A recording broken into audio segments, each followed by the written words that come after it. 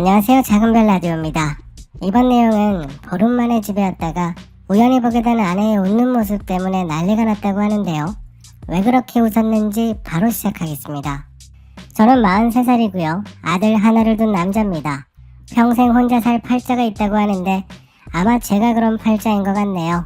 결혼 후 지금까지 그리고 최근 이혼하면서 정말 많은 생각이 나더군요. 결혼한 지는 이제 10년 조금 안 됐어요. 저희도 처음엔 남들처럼 알콩달콩하게 지냈던 것 같네요. 하지만 제가 지방으로 파견 나가게 되면서부터 점점 꼬이기 시작했습니다. 아내가 참 많이 변하더군요. 지방으로 파견 내려온 지는 이제 3년 조금 넘었어요. 남들처럼 초반부터 따로 떨어져 지낸 것도 아니고요. 신혼생활 누릴 거 다 누리고 내려간 상황이었어요. 파견 문제도 충분히 상의하고 간 거고요. 그렇게 내려가 지낸 지 3년 만에 저희 아내가 변했습니다. 남자가 생겼더라고요. 그것도 동네 사람입니다. 처음엔 전혀 모르고 있다가 아내가 아파트 앞에서 혼자 웃는 모습을 보고 그때부터 알게 되었네요. 저희 부부의 패턴은 이렇습니다. 토요일 아침 일찍 기차를 타고 올라가고요. 가서 하룻밤 자고 다음날 아침 일요일 점심을 먹고 다시 내려옵니다. 그 하루 안에 제가 집에서 도울 일들을 해주고요. 함께 쇼핑도 가서 보고 아이랑 시간도 보내면서 아빠의 역할, 남편의 역할을 최대한 하고 옵니다. 근데 어느 순간부터 제가 눈치가 보이더라고요. 내 집에 올라가 쉬는 것도 편하지가 않았습니다. 지방 파견 내려오고 나서 초반에는 아내가 저에게 계속 힘들다고 이야기를 했었거든요. 제가 없어서 힘들다는 이야기를 은연중에 자주 했었는데 언제부턴가는 제가 있어서 힘들다는 소리를 자주 하더군요. 주말엔 자기도 좀 쉬어야 하는데 남편이 집에 와 있으니 편히 쉬지도 못한다면서 툴툴거리기도 했었고 그때부터 저도 고민이 정말 많았습니다. 파견직을 그만 정리하고 올라와야겠다는 생각이 들었어요. 근데 그러기엔 많이 늦은 것 같더라고요. 3년이라는 시간이 그 사람에게는 엄청 긴 시간이었나 봅니다. 그날도 보름 만에 올라와 아내와 의논을 하려 했거든요. 지방생활 정리하는 문제를 이야기하려 했는데 제가 오자마자 엄청 바쁜 티를 내더라고요.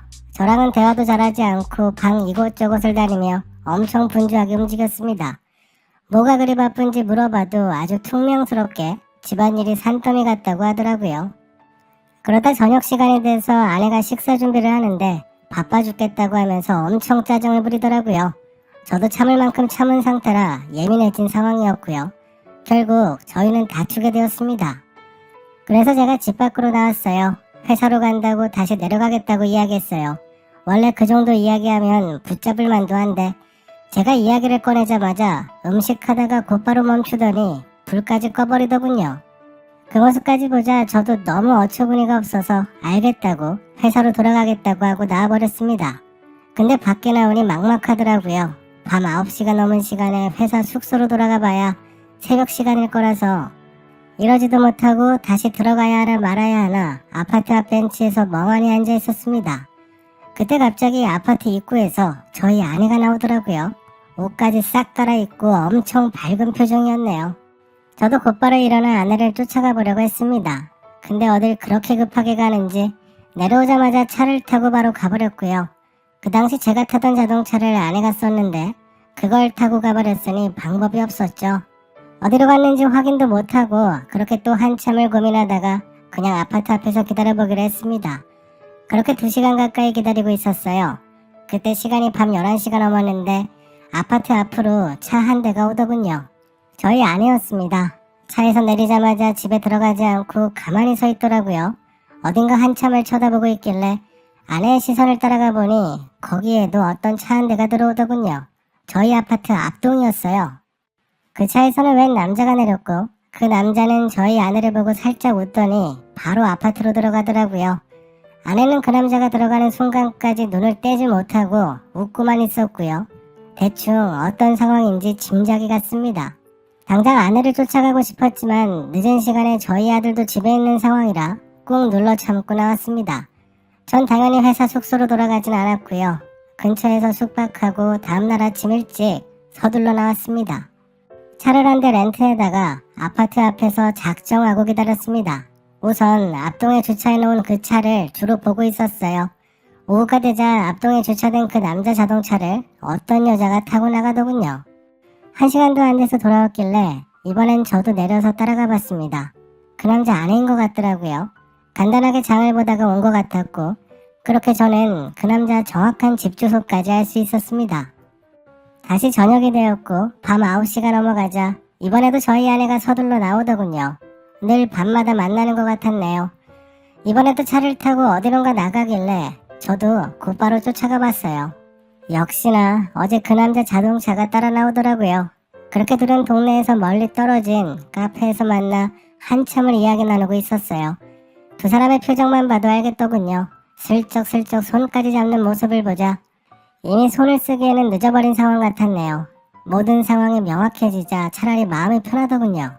그래서 바로 집으로 돌아왔습니다. 그 둘은 카페에서 오붓한 시간을 보내고 있었고요. 집에 도착하자마자 아이부터 확인해봤어요. 혼자 방에서 스마트폰을 보고 놀고 있더군요. 그 모습만 봐도 속이 터질 것 같았지만 일단 방으로 들어가서 이것저것 찾아보기 시작했어요. 근데 너무 쉽게 찾을 수 있었네요. 집에 남편이 없다고 생각해서 그런지 노트북을 열자마자 바로 있더라고요. 연결된 메신저도 보고 그 안에 사진도 봤습니다. 하나하나 볼 때마다 손이 부들부들 떨리더라고요. 숨어 만나는 주제에 사진은 뭐 그렇게 많이 찍었는지 보면 볼수록 어처구니가 없었습니다. 그렇게 주방 식탁에 앉아 한참 동안 아내의 노트북을 보고 있었어요. 그때 저희 아내가 들어왔습니다. 들어오자마자 저를 보더니 기겁을 하더군요. 소리까지 지르며 여긴 어쩐 일이냐고 이 시간에 왜 있냐고 난리를 치는 겁니다.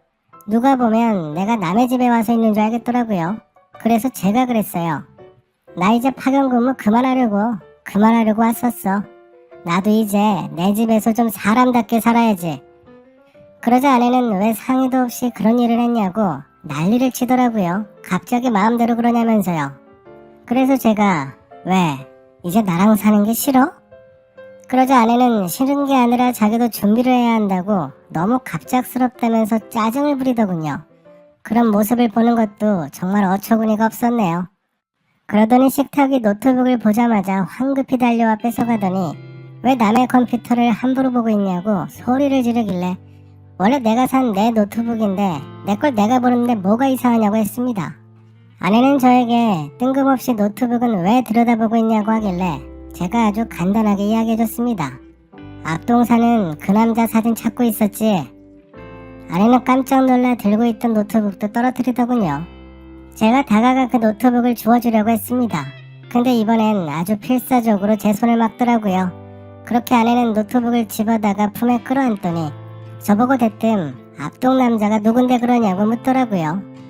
앞동 1309호 SUV 자동차 타는 남자. 방금 당신의 카페에서 만나고 왔으면서 왜 모르냐고 그 남자 얼굴 나온 사진을 찾고 있었다고 했습니다. 전단지 만들어다가 뿌리려는데 사진이 필요하다 했어요. 아내는 갑자기 멈춰서 저만 멍하니 보고 있더군요. 그래서 제가 혹시 핸드폰에 그 남자 사진 있으면 좀 보내달라고 아무렇지 않게 툭 이야기했어요. 아내는 갑자기 바닥에 주저앉아 울기 시작하더군요. 처음엔 아니라고 하다가 나중엔 그게 다 저 때문이라고 남편 없이 사는 게 얼마나 힘든 줄 아냐고 하소연하다가 말도 안 되는 소리를 하며 우는데 제가 반응이 없자 결국 제 앞에 무릎을 꿇고 싹싹 빌더라고요. 저는 쳐다보지도 않고 아까 저장해놓은 사진을 프린터로 인쇄해서 그 종이를 들고 밖으로 나갔어요. 아내는 제가 밖으로 나가자 미친 듯 쫓아왔고요. 저는 곧바로 저희 아파트 앞동으로 갔습니다. 아내는 제 팔을 잡고 어디 가는 거냐고 잡아 끌길래 저는 눈길 한번 주지 않고 앞동으로 걸어갔어요. 아내는 1층까지 쫓아오다가 더는 안 따라오더라고요.